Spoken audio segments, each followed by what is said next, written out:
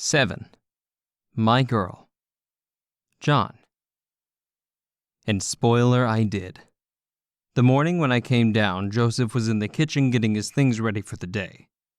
He was having his coffee when he caught sight of me and put his hands on the keys on the counter before I could grab them. "Where do you think you're going?" "To school. What does it look like?" Pulling out a pair of keys from my side pocket of my pants, I flashed him a smile. This was a trick he had taught me. "Always be on your toes." I walked out before he could say anything else. "Hey!" I heard a scuffle behind me. There really wasn't anything he could do. I wasn't doing anything I wasn't supposed to do, was I? I was working, performing my role like I had been instructed. Sure, I was a bit pissed off by what he had done with Dr. Nicholson, but it was expected. He came out and watched my jag pull out. "Shouldn't you be getting to school too, Principal Mueller?" I said through the window of the car. I accelerated and sped out of the driveway. I got to Claudia's house within 15 minutes and jumped out like a man with a plan. Strange, but I was a bit nervous.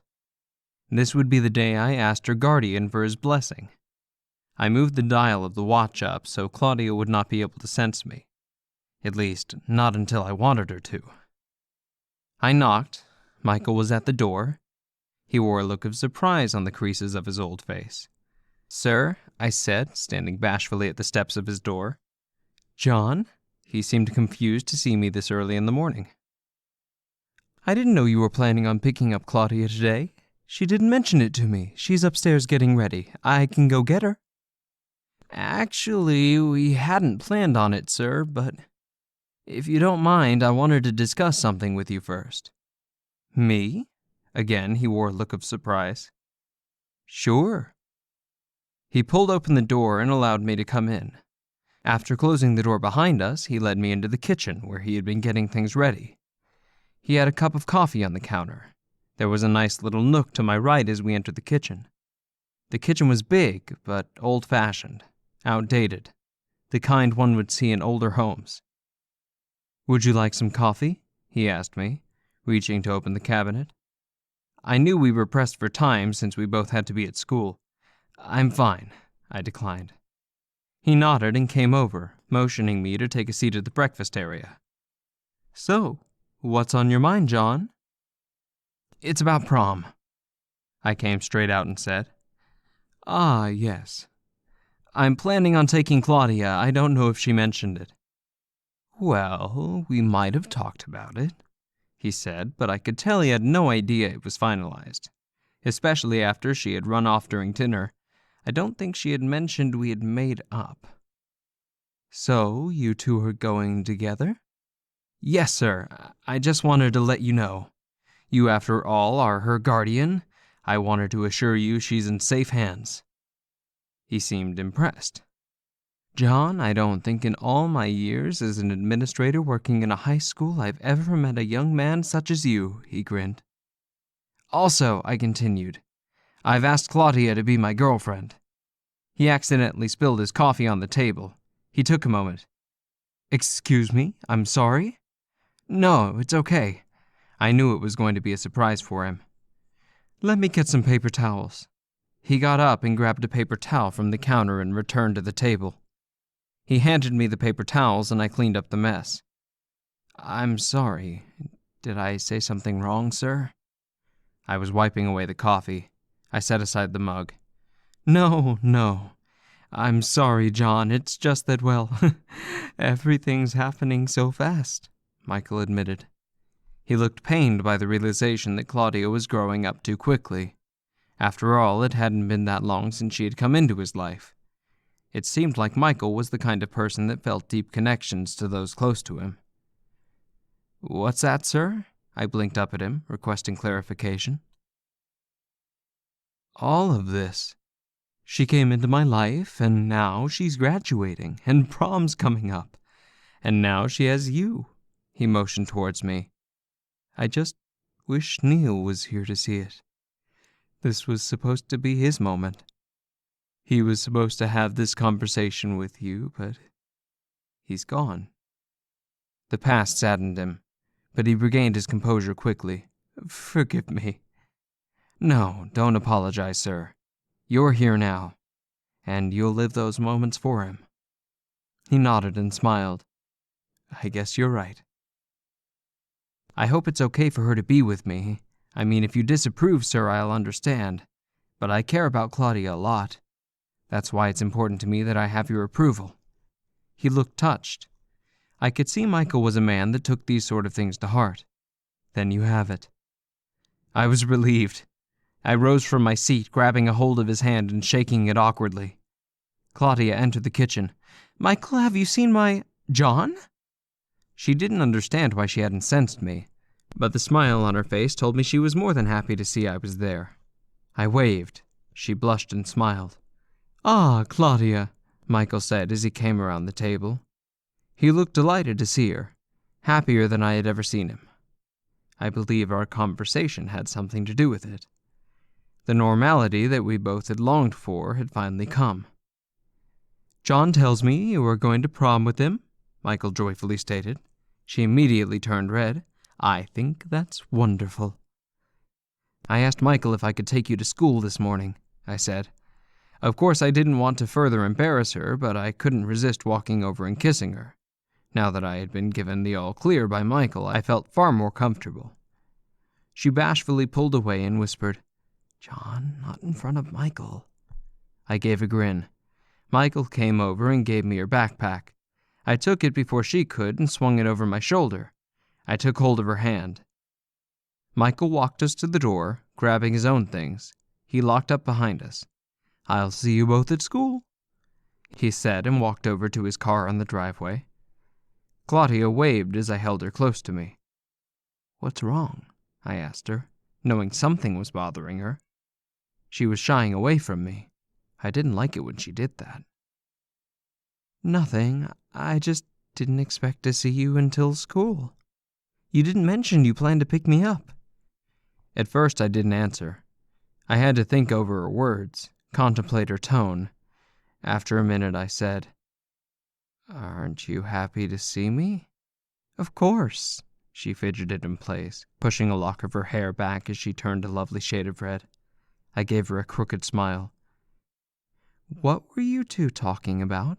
She asked, wrinkling her nose at me as we made our way out to the car. I wanted to make sure he knew about us. I wanted to do the right thing and introduce myself to him, I softly responded. But he already knows you, she said foolishly. I smiled, chuckling softly. Of course. But I wanted to assure him that you were safe in my hands, so he wouldn't worry. I also told him I asked you to be my girlfriend. She looked shocked. How did he take it? She asked nervously. I chuckled again. Quite well, in fact. I told him I wouldn't feel right if I didn't have his approval first. She blinked up at me. I think she thought the same as Michael. I had left an impression on both of them. Yes, I was well behaved. I had to be. It was drilled into me from birth. What if he hadn't approved of us? She challenged. What if he had said you couldn't go out with me? She grinned, examining the glint in my eyes. Ah, she wanted to know how determined I was. I smiled warmly back over at her. Leaning forward, I kissed her cheek when we came to stop by the car. She waited for my response with eagerness. Then I would have done whatever I could to make him see differently. She wrinkled her brow and I pulled her to me. Her intense brown eyes begged me to elaborate. I think you would have seen things my way, Miss Bell. I neared but didn't kiss her, just took in the scent of her. Her perfume got caught in my nose. There was a hint of vanilla and citrus, jasmine, and even a bit of lavender. I opened the car door, helping her inside. We arrived at the school quickly. The parking lot was slightly empty, with the creepy hole at the far corner mocking the both of us. I couldn't help staring over at it and recalling the events of the evening that had created it.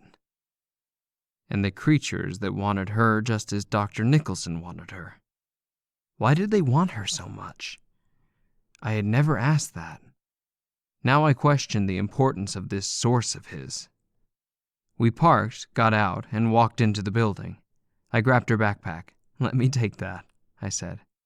She looked like she wanted to object, but didn't verbalize her objections.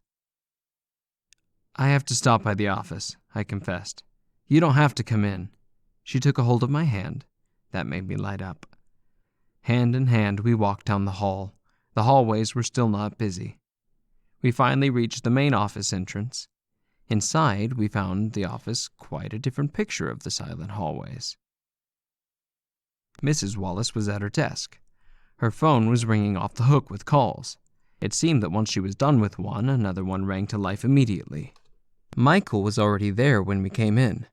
Claudia was surprised to find Mrs. Wallace and Michael working to bring some order. Michael glanced over, catching me alongside Claudia. "What's going on this morning?" I looked over at Joseph's office. The door was open. "Looks like an overnight sinkhole has everyone off their rockers this morning," Mrs. Wallace answered as she took a seat behind her desk and started typing. "Any word of evacuating?" I asked. "No need to. The hole isn't as bad as first predicted. I'm just getting the word out to the teachers and parents to ease concerns. Still, until it's filled, it's alarming for parents," Michael said. He continued sending out messages on his phone, never missing a beat. "It's not a sinkhole," Joseph said through the open door. I stepped over to the entrance of his office. "Where have you been?" Claudia came to the entrance to stand alongside me. He looked pissed about being left on his own to do the hard work of keeping up with the desk job. "Ah, that's why you aren't here. You were with her." He didn't need to speak the words, but the look in his eyes said it all.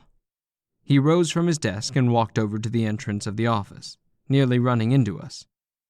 "Mrs. Wallace, did you send out the phone recordings regarding the hole in the parking lot?" He glanced back at me and Claudia. Mrs. Wallace looked up. "Yes, sir." "Please make sure the news is also posted to the school website. We need to make sure parents are aware. This is ridiculous." Joseph came back into his office and over to his desk.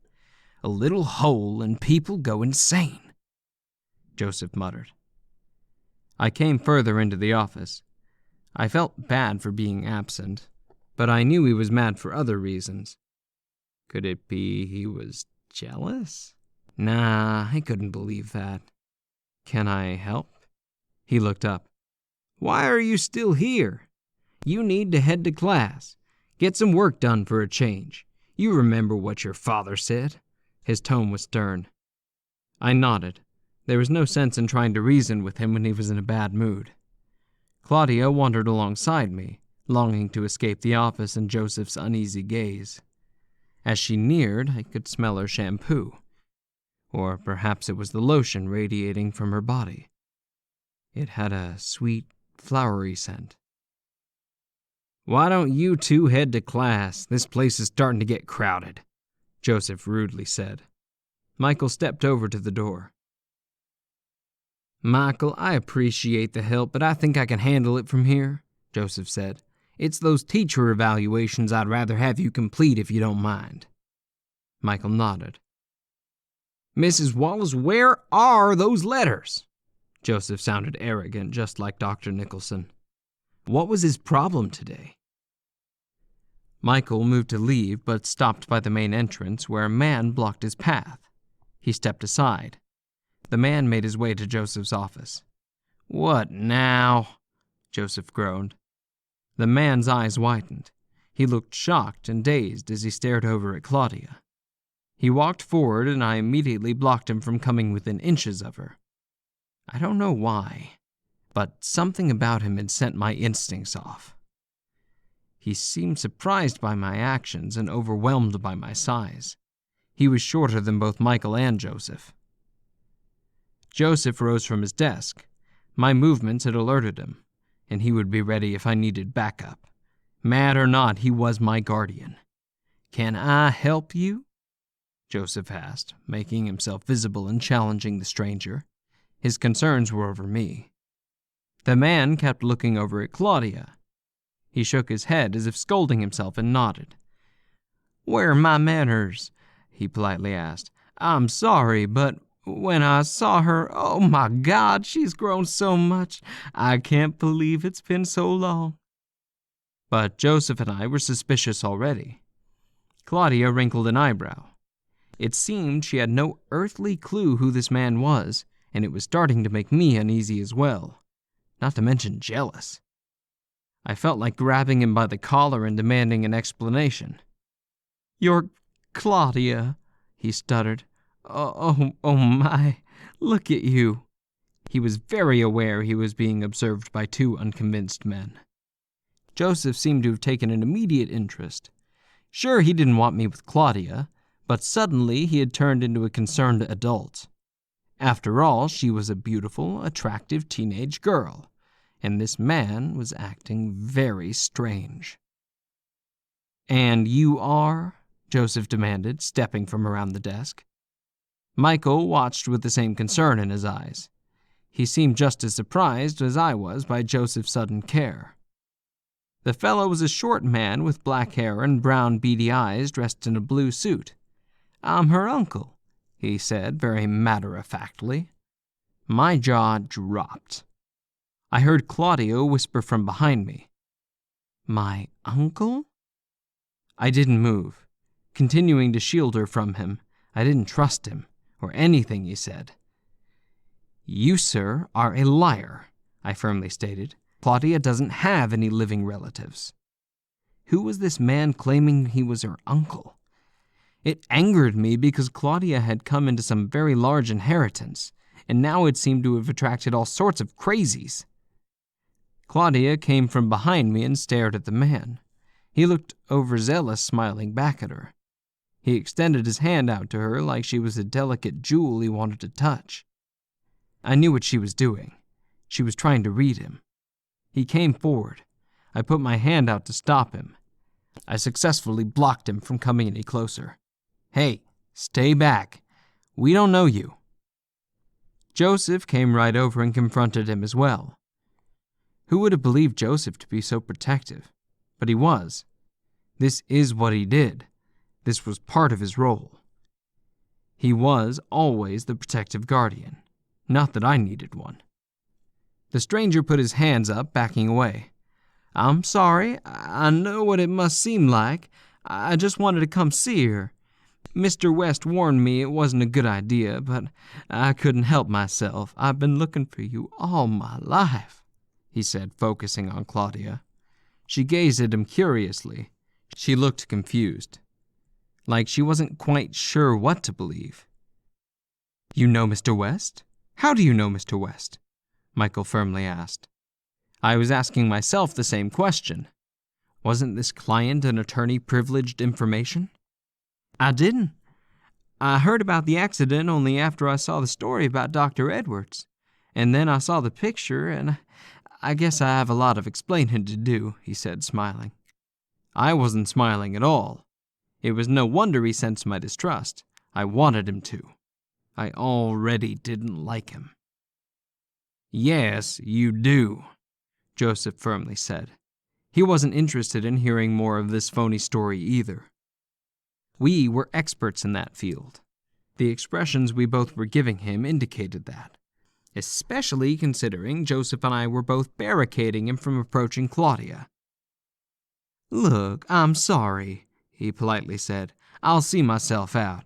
I didn't mean to frighten you," he spoke to Claudia. "It was nice seeing you." He moved to leave, stepping toward the entrance. He looked back at Claudia standing beside me.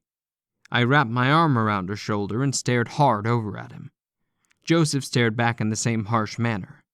Whether or not he was doing it to protect me, it didn't matter if he had my girl's back. "You do look so much like your mother," he said, and walked out the door. Claudia pulled away from me. She took a step forward, but the man was gone. She turned and looked over at Michael, confused. She had her doubts. But there was also hope in her eyes that he was who he claimed to be.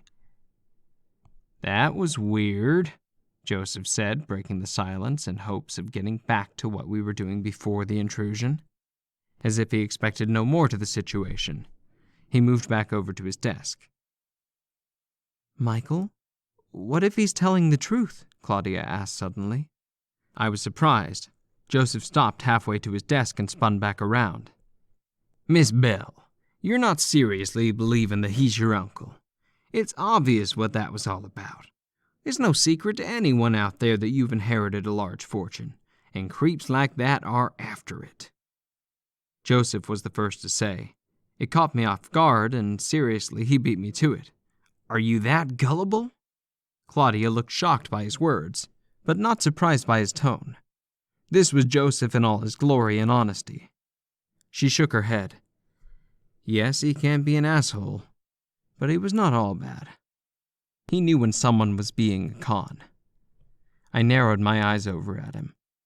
Did he have to be so harsh in his method with someone outside our reality?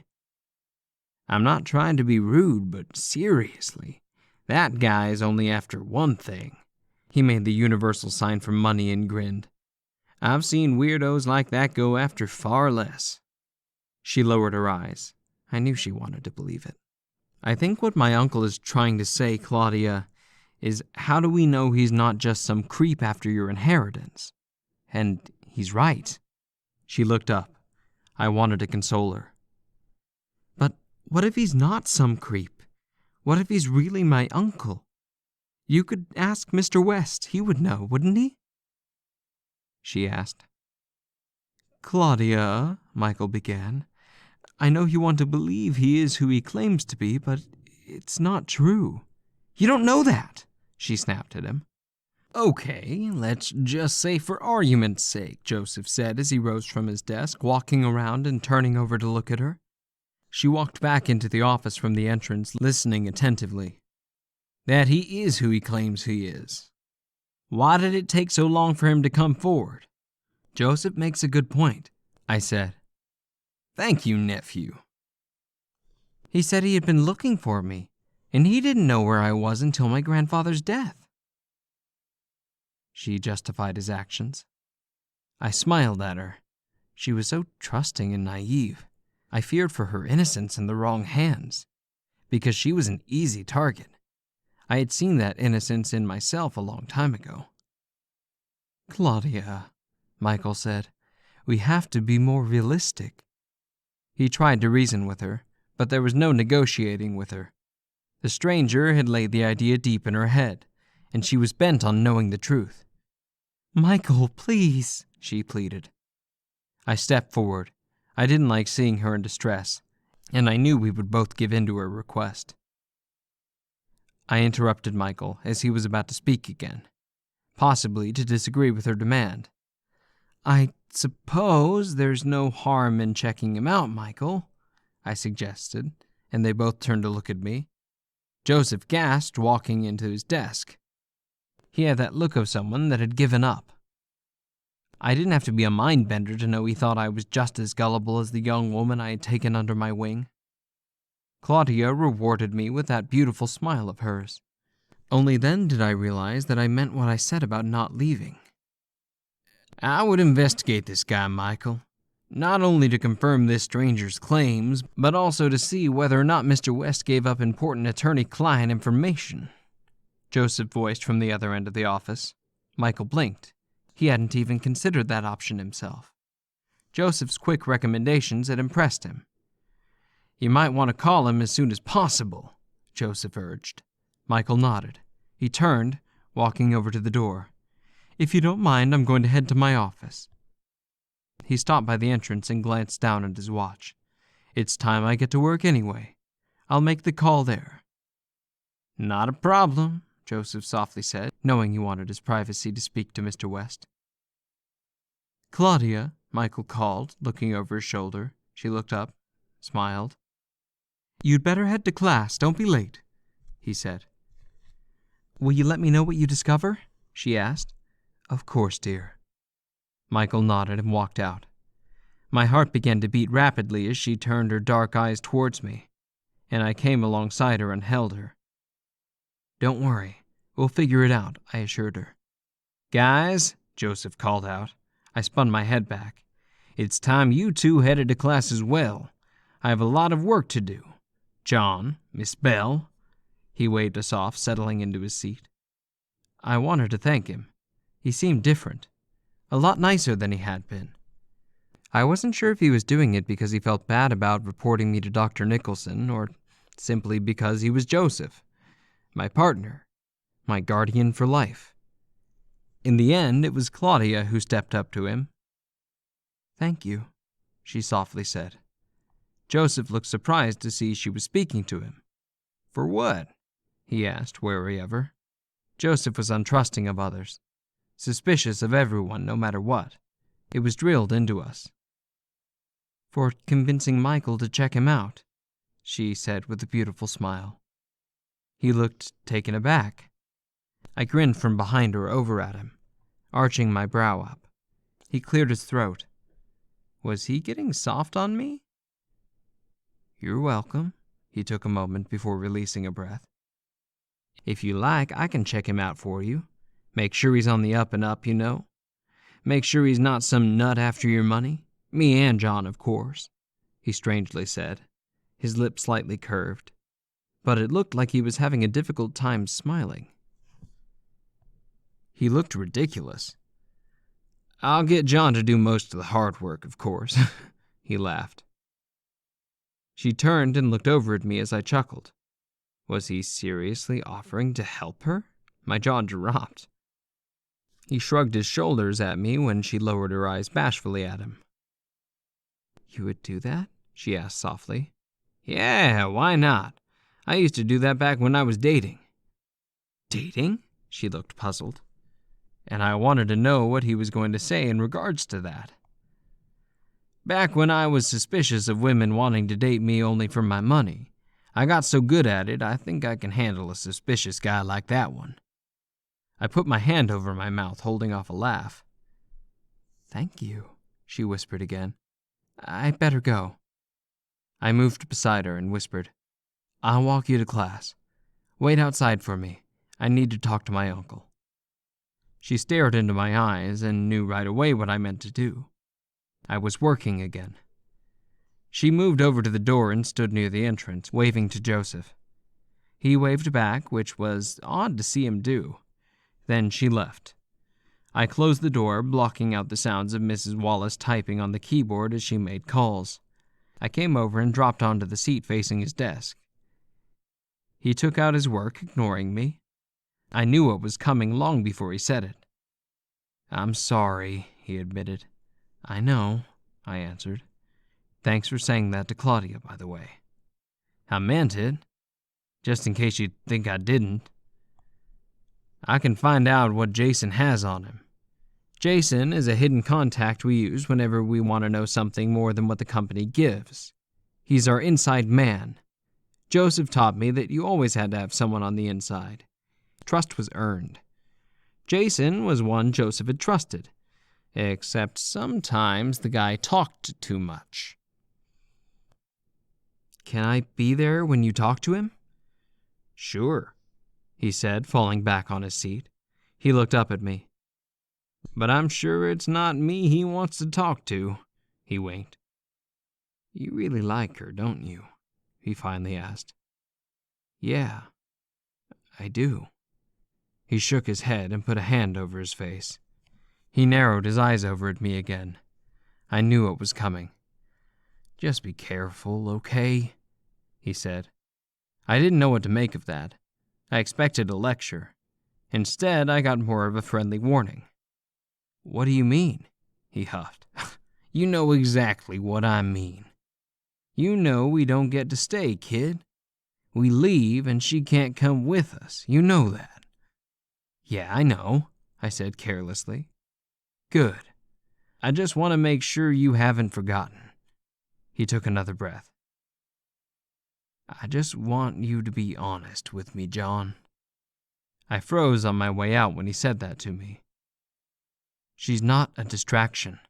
I turned and looked over at him. For a moment, I didn't say anything. "I love her," I finally admitted. "Tell me she's not a distraction, John," he repeated firmly. He had done a lot, his eyes told me, to convince Dr. Nicholson and anyone that questioned it that she wasn't a distraction. All he wanted now was to hear me say it. "Why? What if she is? Are you going to tell Dr. Nicholson?" He rose. That's not what I wanted to hear. You know what the protocol is, John. You know what my job entitles and requires I do." He blinked as if he could change the words that had escaped my lips before asking again. "I'll ask you once more.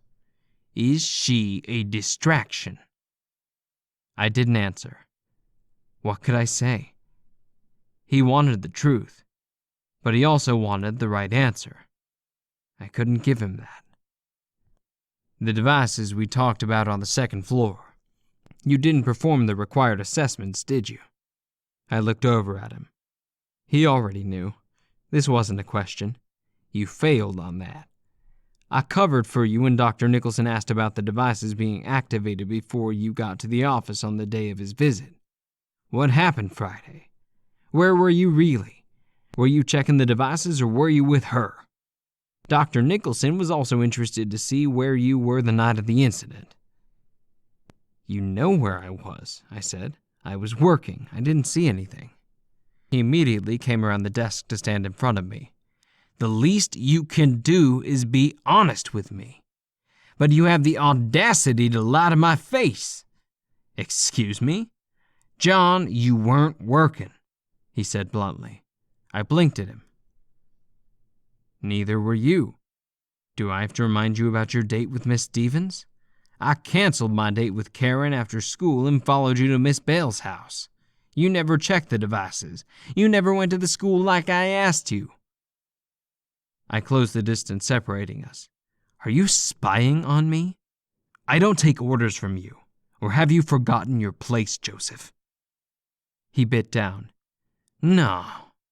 I'm here to protect you, John. I'm here to make sure you get everything you need to do your job. However, you lied to me. I'm your guardian. We were supposed to have each other's backs. Instead, you lied and went to her house. I was at the school doing your fucking job. I replaced the devices. If I hadn't, we wouldn't even have that camera coverage. The surge, or whatever the fuck it was, disturbed the devices and they had to be replaced. That's why I sent you to check on them again. You would have known that if you were doing what you were supposed to be doing. But you weren't even there, were you?" I was speechless. "That's your job, Joseph. To protect me. And cover my ass. Yeah, to protect you. But not to lie for you when Dr. Nicholson asks on your performance. That's on me, because I trained you. You're my responsibility." I ground my teeth. "But you didn't know that because you were way too busy chasing that nice piece of ass." I swung at him, decking him right in the jaw. He glared at me, feeling the side of his face. He looked more annoyed than actually pissed. "Feeling better?" he asked. I moved away toward the window to compose myself. "I don't like it when you disrespect her, Joseph," I warned with my back to him. "I'm trying to protect your ass, John. You're my responsibility. It's my duty to make sure you're safe. Do you know what the word of guardian entitles? Do you know what happens if I fail at my task? If I fail, you..." This was all new to me. I didn't. The titles were in this order: security detail, guardianship, bodyguard. I had heard rumors, the disgraceful comments that were passed around. I didn't know one guardian or security officer that was around that could say, "Yeah, I failed, and this is what happened." One didn't exist, and I wondered why. There were only two options now that I thought about it. One, they didn't fail, or two, those that did were no longer around to tell the tale. Guardian is the greatest reward one can receive, John, along with bodyguard, of course. We're assigned to one person all our employment. Joseph had been a security detail for a long time, before he had come into his guardianship with me. One day, Joseph would be promoted. I guess you could say I was his first partnership. His title might be guardian now, but he was all these things when the job required it. Security, guardian, and bodyguard all meant the same thing. "I didn't mean to disrespect you, sir," he said to me. I just want you to be safe. One of my main priorities is to make sure your performance is never in question by your superiors. I want you to be aware that I am not the only one observing, though. I knew that. Even if I had failed to see it before, Joseph had saved my ass a lot more times than I had given him credit for. He had covered for me from Dr. Nicholson. He had tried to keep me on the path even when I had fallen repeatedly. He was trying to tell me to watch my step. I'm sorry I hit you, Joseph. I turned to face him. You've always had my back, and I've neglected to see that. I guess things haven't been as clear. I bit my lip. I guess she has been a slight distraction, I admitted. Joseph put a hand on my shoulder. It was something I expected from him, but it was my reaction that he nor I expected. I leaned forward and hugged him. It wasn't like me, and he was surprised. He stiffened for a moment, but then relaxed. I pulled away embarrassed, but it seemed to be the contact he needed to feel we were on the same team once more. Guardians, like bodyguards, were always close to their assigned potential. Shit, I bet even Dr. Nicholson and his bodyguard were tight. He might be an asshole, but I didn't doubt there was some kind of affection between the pair. I wondered if Joseph knew Jonas. Did all the guardians and bodyguards hang out in the same place, talk, etc.? Sorry about being a jerk, I said. He patted my shoulder as a way of saying we were cool. Joseph was a man's man, tough. I hardly saw him get soft, but when I did, it honestly didn't surprise me. I think guardians and bodyguards were supposed to be tough by nature, so it was something he had to stick with, a mold he had to follow. I love her, I reiterated. He needed to know that that wasn't going to change just because I understood more clearly what predicament we were in. I know. If Joseph knew, then so did Dr. Nicholson. Was I that stupid, pretending to think no one else knew the obvious? You already told her about us, didn't you? He lowered his voice. It wasn't a question, more of a statement, really. He knew already. The look on my face was all the confirmation he needed. How did you know? I asked. I'm the guardian, John. It's my job to know these things. I didn't know what to say. He knew me better than I knew myself. Kid, this has never been to protect us as much as it has been to protect her, he promised. You understand that, don't you? I nodded, but I wasn't entirely sure what he meant. He moved back to the desk. I'll take care of it, he said. I wrinkled my eyes at him. He dropped to his desk. He was thinking. She won't say anything, I said, trying to reassure him as I moved toward the door. I know, but that doesn't matter. Tell me, kid, what happens after all this ends? What then? You're not planning on leaving this behind, are you? Do you think you could? He asked. I turned my back. What did he mean? I haven't thought that far ahead, I said, but he knew I was lying. If you don't want to hurt her, I'd tell you to let her go, he said. But I know you won't.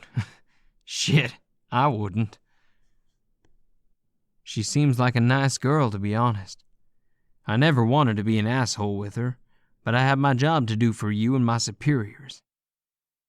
I wasn't surprised by his words, only happy he was being honest. We were in the moment of sharing. If you like, when it's time to leave, I can make it like you died. I curved my lip at him. He was serious, of course. I'd heard of it being done before. Rarely, mind you, but it had been done. Joseph? You would do that for me? Kid, there is nothing I wouldn't do for you. It's my job. There's still a lot you don't know about guardianship and bodyguards. Saying we go above and beyond is an understatement. I laughed. So, should I put you down for one of those? I'll make you look brave, give you a good death. Again, I laughed. I knew he wasn't joking, but what else could I do? No, Joseph, as much as I appreciate your devotion, I can't do that to her, and I won't. She's too important to me. And it wouldn't work, I thought. She would know it wasn't true. We were connected in ways he didn't know or understand. Okay, I just thought I'd make it easier on you. I'm still planning to help her, if you're wondering. She's sorta grown on me, you damn kids, he uttered the rest of his sentence unintelligibly. Was he getting emotional on me? To think she disliked him at the beginning. Have you asked her to prom? He asked. Excuse me? I said. He narrowed his eyes. Please tell me you've asked her. Yes, I said immediately, but wondered what he was getting at by asking. Good. No sense in wasting a good year in school. Enjoy it. Make the best of this one. Was he actually saying this to me? Not that I needed permission from him, but it was nice to have. You deserve it, sir, he said. I looked over at him, surprised by his words. He never referred to me as sir if we were on a mission. Don't worry. I've got your back, he said again. I'm thinking of letting school out early after all. Maybe you and Miss Bell can go dress shopping, he suggested, winking back. I was suddenly speechless and gave him a curious glance. Who was this person? Thanks, Joseph. He gave me a tiny smile. I didn't want to get emotional, and I could see he didn't either. Go on, then, she's waiting, he uttered, and returned to the work in front of him. I nodded, unable to speak. After all that, I felt more connected to him.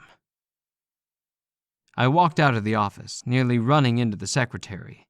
She was apologetic as I moved away. I stopped only when I noticed Claudia's backpack on the side of Mrs. Wallace's desk. She had forgotten it. I grabbed it, swung it over my shoulder, and took it with me as I headed to the hall to find her. She was standing outside waiting when I came into the hall. I immediately wrapped my arms around her. She turned and I kissed her passionately. She pulled away, gazing into my eyes. Is everything okay? She asked. I felt our current. My eyes were bouncing in her glow. Yeah, everything's perfect, I said. You want to head to Michael's office? I knew she was curious to know what he had discovered, if anything.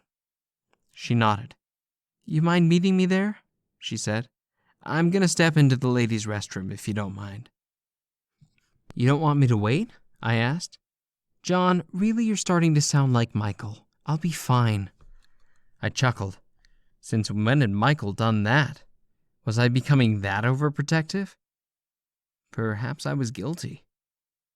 I can't help it, Miss Bell. Being 1 second without you. I pulled her close. Hurry back.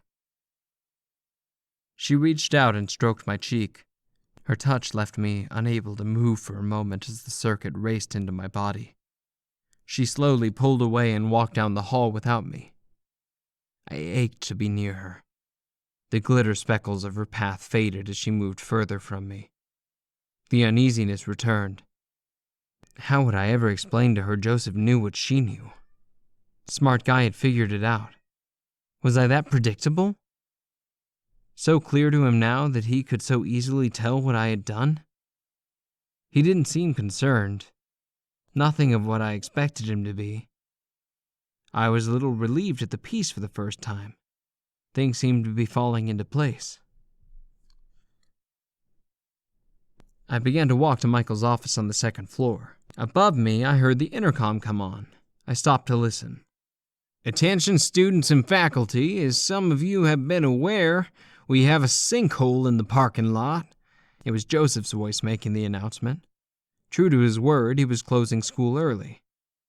The announcement continued. Because of this unexpected event, I've decided to allow school out early for the rest of the day. There was cheering coming from the classes in the hall. Letters have been sent to each homeroom teacher to take home to your parents regarding this incident. Classes will resume tomorrow as usual. Please discuss this with your parents. If there are any questions, or if they wish to contact me for any reason, they are welcome to do so. I will be happy to answer any further questions they may have. To the staff, if you have questions, I have prepared a separate letter with instructions to be placed in your pigeonholes. As always, you are welcome to come see me. I'll be allowing school out at 10:30. Thank you.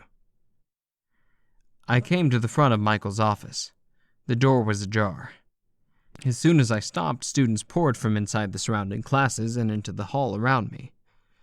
I glanced at my watch. Was it that time already? Once the students had cleared out, I looked inside. Michael was seated at the desk, going through a few documents in front of him, consumed by something besides work. He was alone. Above, the bell rang, and I walked in, standing a few steps inside until he glanced over.